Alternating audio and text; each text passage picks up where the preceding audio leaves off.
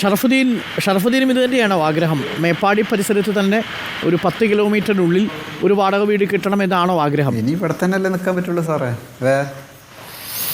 ഇനി നമുക്ക് ഇവിടെ തന്നെ നിൽക്കാൻ പറ്റുള്ളൂ. വേറെ എവിടെ? നമ്മളിപ്പോൾ ഇവിടെ അല്ലേ ഉള്ളൂ എല്ലാവരും അറിയണത്. ഇനി പുറത്തൊന്നും പോയിട്ട് കാര്യമില്ലല്ലോ. ഇപ്പോൾ ചില ആളുകൾ ഇപ്പോൾ ഇന്ന് ഞങ്ങളോട് വിളിച്ചു പറഞ്ഞത് അമ്പലവയലിൽ, അതേപോലെ ബത്തേരിയിൽ, വാഗേരിയിൽ ഒക്കെ വീടുകൾ നമുക്ക് വേണ്ടി ഇപ്പോൾ അവർ ഓഫർ ചെയ്തിട്ടുണ്ട്. സൗജന്യമായി തന്നെയാണ് കേട്ടോ.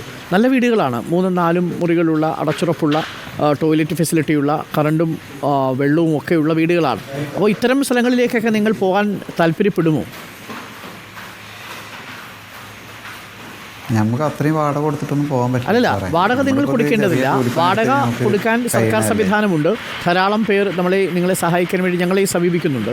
പക്ഷേ നിങ്ങൾ അത്രയും ദൂരെ പോയി താമസിക്കുമോ എന്നാണ് എൻ്റെ ചോദ്യം. ഒരു 10-20 കിലോമീറ്ററൊക്കെ മേപ്പാടിയിൽ നിന്ന് ദൂരെ പോയി താമസിക്കാൻ നിങ്ങൾ വില്ലിങ് ആവുമോ? അത് കഴിയൂല സാറേ. പിള്ളേരിപ്പോൾ പഠിക്കുന്നത് എന്താ വെച്ചാൽ അവിടെ നിന്ന് കുറച്ച് പേര് ഇങ്ങോട്ടാണ് പഠിക്കുന്നത്. കുറച്ച് സാമ്പത്തികമുള്ള ആൾക്കാരൊക്കെ കൂലിപ്പണി എടുക്കുന്നത് മേപ്പാടിയാണ് പഠിപ്പിക്കുന്നത്. അപ്പോൾ അവരും എൻ്റെ മക്കളൊക്കെ അറിയണവരാകുമ്പോൾ ഇവിടെ അല്ലേ പറ്റുള്ളൂ. പുതിയൊരു സ്ഥലത്ത് പോയി കഴിഞ്ഞാൽ ചിലപ്പോൾ അവരങ്ങനെ ക്ലിയർ ആയിരിക്കണമെന്നില്ലല്ലോ. പക്ഷെ അപ്പോൾ ഷറഫുദ്ദീൻ, ഒരു സംശയമുള്ളത്, ഇപ്പോൾ മേപ്പാടി പരിസരത്ത് ഈ 500ഓളം വീടുകൾ കണ്ടെത്തുക ബുദ്ധിമുട്ടാവില്ലേ? അതെങ്ങനെ ബുദ്ധിമുട്ടാകുക സാറേ? നമുക്കിപ്പോൾ അറിയുന്ന സ്ഥലത്തല്ലേ നിൽക്കാൻ പറ്റുള്ളൂ. മറ്റൊക്കെ നമ്മൾ അങ്ങനെ അറിയാത്ത സ്ഥലത്ത് പോയി കഴിഞ്ഞാൽ ഇത് റെഡി ആവില്ലല്ലോ. സ്റ്റേഷൻ ക്ലിയർ ഉണ്ടാവില്ല. പരമാവധി 10 കിലോമീറ്റർ ചുറ്റളവിൽ വേണം അല്ലേ ഷറഫുദ്ദീൻ? ഈ മേപ്പാടിൻ്റെ അകത്ത് അതന്നെ വേണം. നമ്മളിതിൻ്റെ അകത്താണല്ലോ ഫുൾ വർക്ക് ചെയ്യണം. മേപ്പാടി, കൽപ്പറ്റ. അതെ. വർക്കിന് പോകണ മാതിരിയാണല്ലോ. പിള്ളേർ പഠിക്കുമ്പോൾ അതിൻ്റെതായ പ്രശ്നങ്ങളുണ്ടല്ലോ. ഷറഫുദ്ദീൻ, അന്ന് ഇറങ്ങി ഓടുമ്പോൾ കയ്യിൽ പൈസയൊന്നും എടുത്തിട്ടുണ്ടാവില്ലല്ലോ സ്വാഭാവികമായും അല്ലേ? രേഖകളൊന്നും കയ്യിൽ കാണില്ലല്ലോ അല്ലേ? എന്താ എടുക്കണേ? ജീവൻ ഒന്നുമില്ല, എല്ലാം പോയി. വീടിൻ്റെ ഇത് മാത്രം അങ്ങനെ എല്ലാം മണ്ണും ചളിയും വന്ന് അടഞ്ഞ് കിടക്കുകയാണ്. ഒരു 50 വർഷം കത്തിക്കാനുള്ള വിറക് വന്ന് കിടക്കുന്നുണ്ട് അവിടെ മലയിൽ നിന്ന്. വീടിൻ്റെ അകത്ത് പോലും കയറാൻ പറ്റില്ല. വീട് അങ്ങനെ നിൽക്കുന്നുണ്ട്. ഫുള്ള് ചളി നിറഞ്ഞ് അങ്ങനെ നിൽക്കുക. ഞാൻ ഇന്നലെ പോയിട്ടുണ്ടായിരുന്നു. എൻ്റെ വണ്ടി എങ്ങനെയെങ്കിലും അവിടെ നിന്ന് റിക്കവർ ചെയ്യാൻ പറ്റുമോ എന്ന് എനിക്കറിയില്ല. വണ്ടി എന്താ അവസ്ഥ? വണ്ടി ഫുള്ള് ചളി മൂടി കിടക്കുക. ഞാനിപ്പോൾ ഇന്നലെ ഫോട്ടോ എടുത്ത് വന്നിട്ടുണ്ട്. ഇനിയിപ്പോൾ അത് തേർഡ് പാർട്ടി ഇൻഷുറാണോ ഒന്നും കിട്ടൂല എന്നൊക്കെ പറഞ്ഞു. ഇപ്പോൾ പ്രളയത്തിൽ ഇങ്ങനെ കംപ്ലൈൻ്റ് ആയതുകൊണ്ട് അവർ സർവീസ് ചെയ്ത് തന്നാൽ ഉപകാരമായിരുന്നു. നമ്മൾ ഉപജീവനമാർഗ്ഗം അതല്ലേ ഉള്ളൂ, രാവിലെ വർക്കിന് പോകണേ. ദിലീപിൻ്റെ കയ്യിൽ പൈസയായിട്ടൊന്നും ഇല്ലല്ലോ അല്ലേ? ഇല്ല സാറേ, ഞാൻ ഈ കൂലിപ്പണിയെടുത്ത് അന്നന്ന് കിട്ടുന്ന കാര്യങ്ങളും പിന്നെ നമുക്ക് മാറ്റി വെക്കാൻ ഒന്നുള്ളതൊക്കെ അതിലേക്ക് പോയി. ഉള്ളത് എന്ന് പറഞ്ഞാൽ നുള്ളി പെറുക്കി മാറ്റി വെച്ചാൽ 5-10 ഉണ്ടാകും. അത് ഇങ്ങനെ സ്വരുക്കൂട്ടി എന്തെങ്കിലും ഒരു കാര്യത്തിന് വേണ്ടി മാറ്റി വെക്കുന്നത് അതൊക്കെ പോയി. പിന്നെ നമ്മൾ ഈ ചുറ്റുപാടൊന്നും ഒരിക്കലും നമുക്ക് മാറി നിൽക്കാൻ പറ്റില്ല. കാരണം ഏട്ടനൊരു ഡയാലിസിസ് പേഷ്യൻ്റ് ആയതുകൊണ്ട് എനിക്ക് ഡയാലിസിസ് ചെയ്യാൻ ആഴ്ചയിൽ 3 പ്രാവശ്യം മൂപ്പരെ കൊണ്ടുപോകണം. അതിൽ ഞാനും ഇടത്തേമ്മയും മാറി ആ മൂപ്പരെ കൊണ്ടുപോകുക. അപ്പം മേപ്പാടിയിൽ നിന്ന് വിട്ട് വേറെ എവിടെയെങ്കിലും പോവുകയാണെങ്കിൽ അത് ഭയങ്കര ബുദ്ധിമുട്ടാവും. ശരിയാവും. ജിംസിലാണ് മൂപ്പര് ഡയാലിസിസ് നടക്കുന്നത്. മനസ്സിലായി ദിലീപ്. എന്തായാലും നമുക്ക് മന്ത്രിയോട് ചോദിക്കാൻ, ഇപ്പം നിങ്ങൾക്ക് വേണ്ടി ചോദിക്കാൻ നിങ്ങൾ ആഗ്രഹിക്കുന്നത് എന്താണ്? ഞാനത് അല്പസമയത്തുള്ളിൽ മന്ത്രിയോട് ചോദിക്കാം. ദിലീപ്, ഒരു ചോദ്യം അത് ഞാൻ മന്ത്രിയോട് 1-2 ചോദ്യങ്ങൾ മന്ത്രിയോട് എന്താണ് നിങ്ങൾ ചോദിക്കേണ്ടത് നിങ്ങൾക്ക് വേണ്ടി?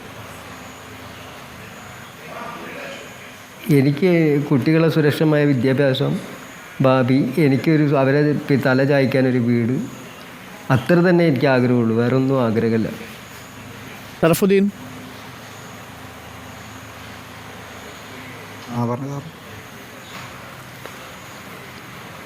നമ്മളെന്താ ചോദിക്കേണ്ടത് മന്ത്രിയോട്? അല്പസമയത്തിനുള്ളിൽ മിനിസ്റ്റർ മുഹമ്മദ് റിയാസ് നമുക്കൊപ്പം ചേരും. നിങ്ങളുടെ പുനരധിവാസം തന്നെയാണ് നമ്മൾ ചർച്ച ചെയ്യുന്നത്.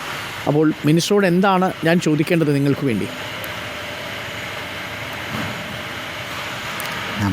ഞങ്ങൾക്ക് വേണ്ടി നമ്മളെ ഇപ്പോൾ അവിടെ വേറെ എന്ത് പറയാനാണ്? എല്ലാവർക്കും ഓരോ വീട്, അവരുടെ സുരക്ഷിതത്വം, അതുമാത്രമേ എല്ലാവർക്കും സാറിനോട് പറയാനുണ്ടാവും. മന്ത്രി സാറിനോട് നമുക്ക് പറയാനുള്ള അത്രയേ ഉള്ളൂ. എല്ലാവർക്കും അവരുടേതായ സ്വപ്നങ്ങളെല്ലാം പൊലിഞ്ഞു പോയി നിൽക്കുന്നവർക്ക് തല ചായ്ക്കാനൊരു വീട്, അവരെ കുട്ടികളുടെ വിദ്യാഭ്യാസം മാത്രമാണ് നമ്മളെ മുമ്പിലുള്ള ഒരു വഴിയുള്ളൂ.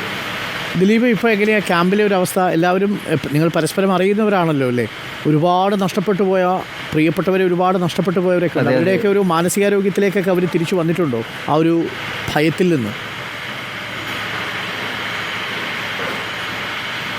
ഇല്ല സാറേ, അങ്ങനെ ഭയങ്ങളുള്ള ആ ഭയത്തിൽ തന്നെയാണ് എല്ലാവരും. അവർക്ക് നാളെ പുറത്തിറങ്ങിയാൽ എന്ത് എന്നുള്ള ചോദ്യം ഇപ്പോഴും അവരെല്ലാ കണ്ണുകളിലും ആ സങ്കടവും നമുക്ക് കാണാൻ വായിക്കറിയാം. എൻ്റെ പോലെ തന്നെ എല്ലാവരും അതുപോലെ ഇതേ അനുഭവിച്ചിട്ട് വരുന്നവർ ഇഷ്ടം പോലെ ആ ക്യാമ്പിൽ ഞാൻ കാണുന്നുണ്ട്. അപ്പോൾ അവർക്കും ഈ ഒരു ആവശ്യം തന്നെ ആയിരിക്കുമല്ലോ, എന്നെ പോലെ ഒരു ആവശ്യം തന്നെ ആയിരിക്കുമല്ലോ അവർക്കും. നിങ്ങൾ ഈ വൈകുന്നേരങ്ങളിലൊക്കെ അവിടെ പ്രത്യേകിച്ച് ചൂരൽമലയിലെ ആ ഗ്രാമത്തിലെ അങ്ങാടിയിൽ വന്നിരുന്ന് വർത്തമാനം പറയുകയും തമാശ പറയുകയൊക്കെ ചെയ്തൊരു വലിയ കൂട്ടമുണ്ടായിരുന്നു. അവരിൽ പലരും ഇപ്പോൾ നിങ്ങളുടെ കൂടെ മേപ്പാടി ക്യാമ്പിലുണ്ടോ? ചിലരെയൊക്കെ നിങ്ങൾക്ക് നഷ്ടപ്പെട്ടു, ബാലിയെ പോലെയൊക്കെ ഉള്ളവരെ, പ്രതീഷിനെ പോലുള്ളവരെയൊക്കെ നിങ്ങൾക്ക് നഷ്ടപ്പെട്ടു. പക്ഷേ ബാക്കിയുള്ള ആൾക്കാരൊക്കെ ഇപ്പോൾ ഉണ്ടോ ആ ക്യാമ്പിൽ? ക്യാമ്പിൽ ഒരുപാട് ആളുണ്ട്. പക്ഷേ 3-4 ക്യാമ്പ് ആയതുകൊണ്ട് കുറച്ച് പേര് നമ്മൾ എന്നും വൈകുന്നേരവും അല്ല കാണുന്നവർ കുറച്ച് പേരുണ്ട് ക്യാമ്പിൽ. പക്ഷേ നമുക്ക് ഏറ്റവും വിലപ്പെട്ട നമ്മൾ വെള്ളാർമല സ്കൂൾ ഗ്രൗണ്ടും പാലവും, ആ പാലത്തു നിന്നൊക്കെ ഞങ്ങൾ വൈകിട്ട് സംസാരിച്ച് പണി കഴിഞ്ഞ് കുറച്ച് നേരം നിന്ന് സംസാരിച്ചൊക്കെ പിരിയുന്ന ആൾക്കാരാണ്. അത് ആ സ്വപ്നങ്ങളൊക്കെ ഇനി സ്വപ്നങ്ങൾ മാത്രമായി മാറുകയാണ് സാർ. നിങ്ങൾ ആ സ്കൂൾ ഗ്രൗണ്ടിൽ കളിക്കാൻ പോയിരുന്നു അല്ലേ? കളിക്കാനൊക്കെ പോവും?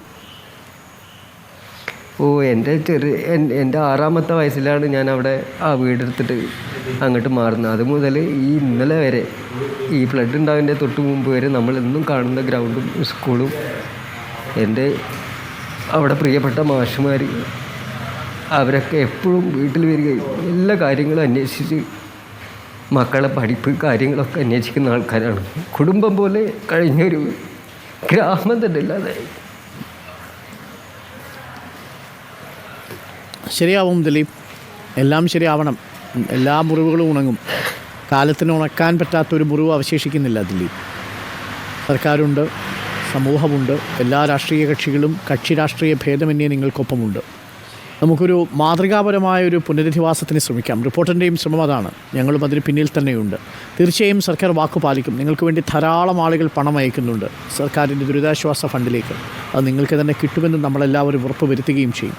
Thank you Sharafuddin, thank you Dileep.